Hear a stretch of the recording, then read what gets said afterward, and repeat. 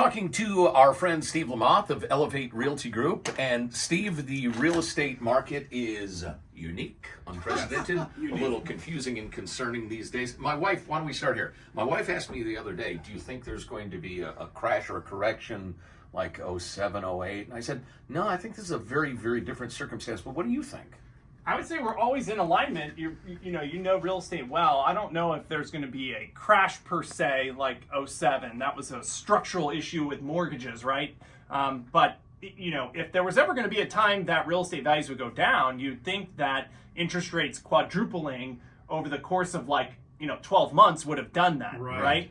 And it simply hasn't. So we've talked about this before, but with interest rates going up, it locked a lot of people in their current homes, so they're just not selling, to make those discretionary moves. So inventory, or the number of homes for sale, is drastically down, keeping prices pretty stable. They're not going up rapidly, right? Mm-hmm. But they're certainly not going down, that's for sure. Well, on the selling a home side, is now a good time to do it, or because the inventory is so low?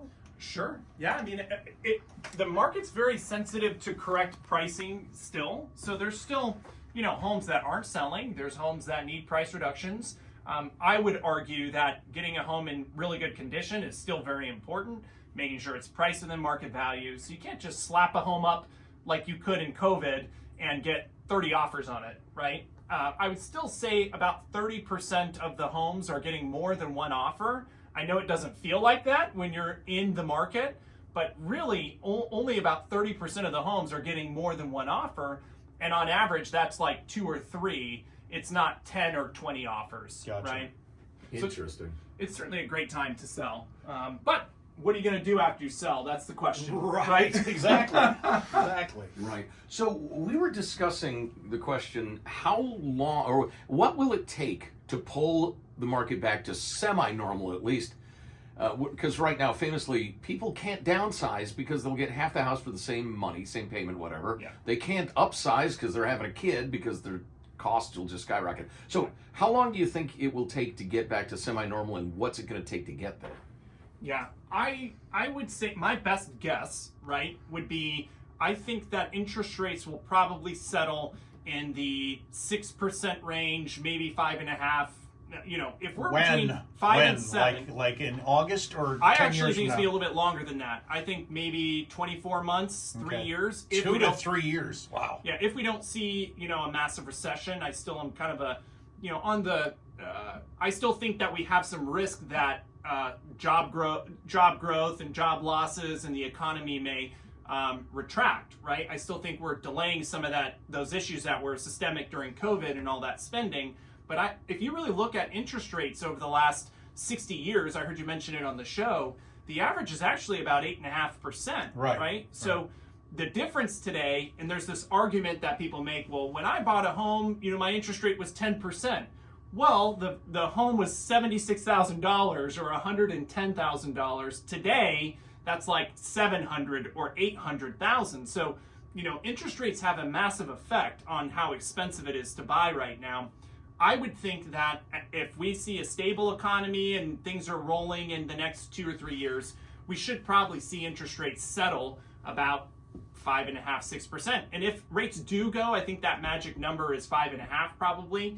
If rates get down to 5.5, I think you're going to see a lot of people willing to trade up, trade down. It's going to be more expensive than 3.5% interest rate, but their payments are going to go up $300, $500, $700, not $2,500, right? I am consulting a lot of people right now that want to sell and buy another home, but they're selling their beautiful $800,000 home, buying a $580,000 home, and their payment is $1,000 more, and they're not willing to leave that great suburb. That's why I'm going to get a tent next to a protester on a college campus. Yeah, you might get some money for free about too. About the best thing I can do, right? Or squat. You got to squat. I keep thinking that. Yeah, I mean, that's like the new rage, right?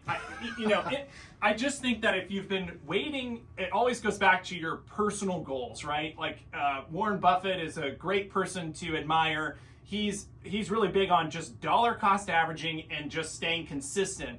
In real estate, timing is important, but you're never going to guess the right time, right? And so a lot of it is going to come down to I've magically guessed the wrong time a few times. But... most people do, right? Most people do. And over the long run, if you hold on to a house long enough, it always turns out for the better. And we've talked about this before, but ask anybody around you who's ever owned homes before if they've wished they kept their first home, right? Right. And kept every home for that matter. And so ultimately, I'd say if you've been hoping to buy, waiting, the last year and a half has costed you probably about 6-7% in price, right? So that's a lot of money. And if you're looking to sell and you're on hold, it's been a great market to sell. I just don't think that you should be waiting and speculating of what's going to happen in the future. And guess what? There's always a better home and there's always a better deal. Always. Like I've never had someone buy a house that couldn't buy a better house at a better price in the future. So you just want to hope that you get the right house that works for you and that's going to work long term. So you're down, as the kids say, with the advice that it's not an investment, it's where you live. I love real estate for the investment. I think it's actually the key to the middle class, right? The average net worth of a homeowner is about $280,000. The average net worth of a renter is around $6,000. So obviously owning a home is an investment and it matters. But it is where you live, right? So, I think of what a lot of people, especially younger folks my age, they want to move to Folsom or they want to move to Roseville right off the gate, right? And they want to buy that perfect, expensive home, whereas they should just buy their starter home that they can afford, fix it up over time, and take time to trade up. I mean, I don't know how many homes you guys have owned, but most people own a few homes before they get to that really nice area that they want to be in. Well, no wonder it's expensive, because it is expensive to live in those nice areas. Right. Right? I thought that was good. Yeah.